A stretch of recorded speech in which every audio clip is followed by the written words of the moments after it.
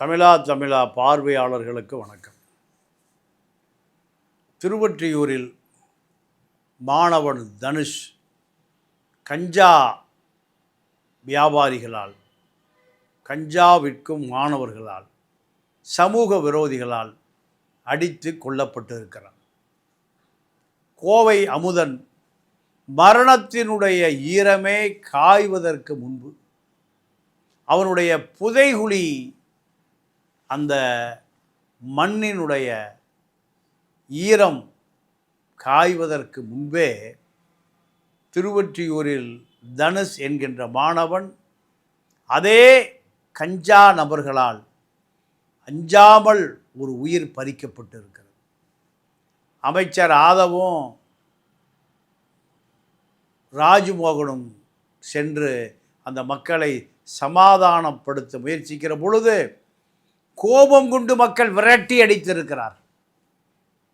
காரணம், தமிழ்நாடு முழுக்க காவல்துறையினுடைய ஆதரவில் தான் கஞ்சா வியாபாரமே நடக்கிறது. கஞ்சா வியாபாரம் ஒட்டுமொத்தமான சந்தை கல்லூரிகள் தான், பள்ளிகள் தான். கஞ்சா வியாபாரிகளுடைய கார்ப்பரேட் இடமே பல்கலைக்கழகங்கள் தான். எஸ்ஆர்எம் பச்சைமுத்து நடத்துகிற பல்கலைக்கழகங்களிலிருந்து அத்தனை வட இந்திய மாணவர்களால் இந்த கஞ்சா நெட்வொர்க் வலைப்பின்னல் நடந்து கொண்டிருப்பது காவல்துறை தலைவருக்கும் தெரியும், முதலமைச்சர் அலுவலகத்துக்கும் தெரியும். இதை யார் தட்டி கேட்பது? இந்த 2000க்கு மேற்பட்ட கஞ்சா வியாபாரிகள் தமிழ்நாடு முழுக்க மிகப்பெரிய ஒரு வர்த்தகமாக இதை மாற்றியிருக்கிறார். இந்த வர்த்தகம் பெரிய சந்தை. 2000 பேர் படிக்கிற பள்ளிக்கூடங்களும் வகுப்பறைகளும் கல்லூரி வளாகம்தான் இந்த கஞ்சா மொத்த விற்பனையினுடைய பகுதி. இது எப்படி தடுக்க வேண்டும் என்ற திட்டம் ஆட்சியாளரிடம் இல்லை, திமுக ஆட்சியாளரிடம் இல்லை. அதுதான் ஆட்சி மாற்றம் விஜயிடம் வந்திருக்கிறது. விஜயிடம் அந்த ஆட்சி மாற்றம் வந்த பிறகு அதே காவல்துறை அதிகாரிகள் தான், அதே கஞ்சா வியாபாரிகள் தான், அதே பள்ளிக்கூடங்கள், பல்கலைக்கழகங்கள், மாணவர் விடுதிகள் தான் இந்த கஞ்சா. இதை எதிர்ப்பதற்கு எந்த விதமான அதிகாரியும், அதிகாரமுள்ள அதிகாரி டிஜிபி லெவலில் இல்லை என்றால் ஐஜி ரீதியான அதிகாரிகள், இவர்களெல்லாம் இதற்கு முயற்சி செய்வதே இல்லை. காரணம், இவர்களுக்கு பின்னால் ஆளும் கட்சிகள் இருக்கிறது. மாணவனுக்கு கஞ்சா, மக்களுக்கு சாராயம். உணவு பதப்படுத்தல் துறை 11 வகையான மதுபானங்களை, இயற்கை சுவையூட்டிகளை, அதாவது ரசாயனங்களை, கெமிக்கல்ஸ் தயார் செய்து தமிழ்நாட்டில் விற்பனைக்கு விடுகிறார்கள். இந்த தமிழனை கேட்க நாதியே இல்லை. ஆந்திராவை சேர்ந்த சுப்பிரமணிய ரெட்டி குடும்பம், ஆந்திராவை சேர்ந்த மாகுண்ட ராகவா ரெட்டி நிறுவனம், அந்த நிறுவனத்தின் பெயர் என்ட்ரிகா என்டர்பிரைசஸ் நிறுவனம். 11க்கும் மேற்பட்ட ரசாயன கலவைகளை, கெமிக்கல்ஸை சாராயமாக புட்டிகளில் அடைத்து தமிழர்களுக்கு விற்பனை செய்கிறது. இவர் இந்த பாகுண்ட ரெட்டி, ராவ ரெட்டி முன்னாள் காங்கிரஸ் நாடாளுமன்ற உறுப்பினர், காங்கிரஸில் யார் காசு கொடுத்தாலும் எம்பி ஆயிடலாம், யார் காசு கொடுத்தாலும் எம்எல்ஏ ஆயிடலாம். திமுகவில் காசு கொடுத்தா எம்எல்ஏ ஆயிடலாம், காசு கொடுத்தா எம்பி ஆயிடலாம். அதே போல தான் திருவள்ளூரில் இருக்கக்கூடிய இந்த சாராய ஆலை, 11க்கும் மேற்பட்ட சாராய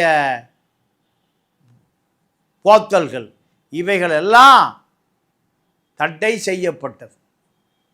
தடை செய்யப்பட்டு 24 மணி நேரத்தில் மீண்டும் அது தடை நீக்கப்பட்டது.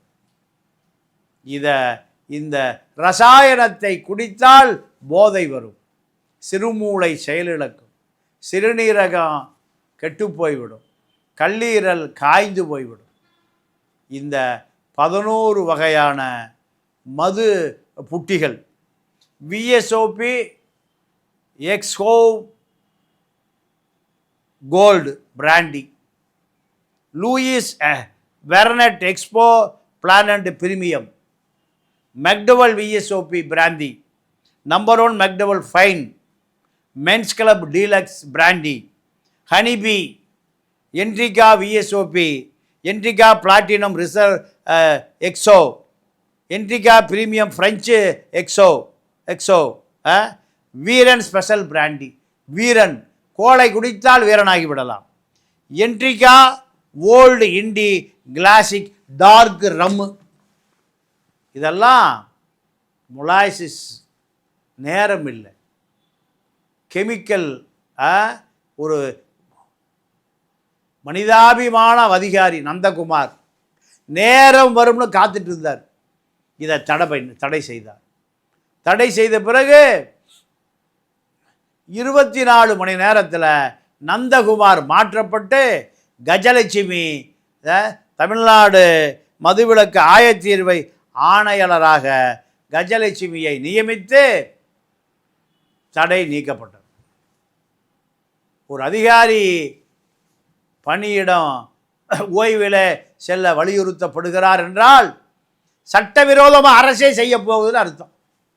இவ்வளவு வலுவாக இருக்கிற பொழுது திமுக அதிமுக வலுவிழந்து இருக்கிறது. இந்த சாராயம், அப்பனுக்கு சாராயம், மகனுக்கு கஞ்சா, இதுதான் தமிழ்நாடு ஆட்சி அலங்கோலம் அவலம். திமுக ஆட்சி, அப்பனுக்கு சாராயம், மகனுக்கு கஞ்சா. தாவேகா வந்த பிறகு அது தொடர்கிறது என்றால் தாவேகா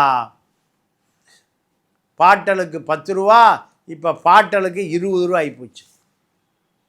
இதை கம்யூனிஸ்டுகளும் இதை ஏற்றுக்கொண்டார்கள் என்பதுதான் விந்தை.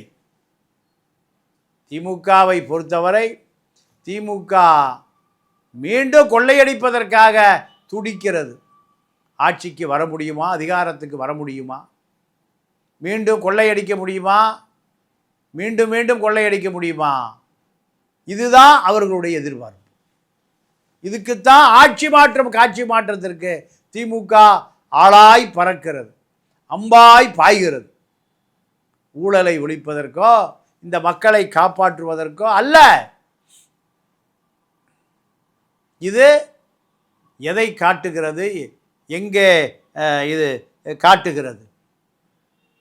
உதாரணத்திற்கு தமிழ்நாடு முழுக்க 5000க்கு மேற்பட்ட பார்கள், மது கடைகள், டாஸ்மாக் கடைகள் முழுமையாக ஒழிக்கப்பட வேண்டும் என்ற கொள்கை யாரிடமும் இல்லை, எந்த கட்சிகளிடம் இல்லை. மதுவிலக்கு வேண்டும் என்ற கொள்கை எங்கும் காணப்படவில்லை. யார் வந்தாலும் மதுவிலே பல கோடிகள், பல ஆயிரம் கோடிகள் கொள்ளையடிப்பதற்கு என்ன திட்டம்? மது ஆலை அதிபர்கள் தான் இந்த அரசை தீர்மானிக்கிறார்கள், ஆட்சியை தீர்மானிக்கிறார்கள், பார்ட்டி ஃபண்டை தீர்மானிக்கிறார்கள். மாணவன் கஞ்சா போதையில் கொலை நடக்கிறது. கல்லூரி வளாகம், பள்ளி வளாகம் கஞ்சா இல்லாத வளாகமாக மாற்றவே முடியவில்லை. தெருவிலே சாராயம், பள்ளி கல்லூரிகளில் கஞ்சா, எதிர்த்து கேட்டால் கொலை. 15 வயது சிறுவன் மது போதையில் 60 வயது மூதாட்டியை பாலியல் வன்புணர்வு செய்கிறான். நாம் எந்த நாட்டிலே வாழ்ந்து கொண்டு இருக்கிறோம்? தமிழர்கள் நாட்டில் தான் வாழ்ந்துட்டுருக்கோமா? தமிழர்கள் உடைய தொன்மை மறைந்து போய்விட்டதா?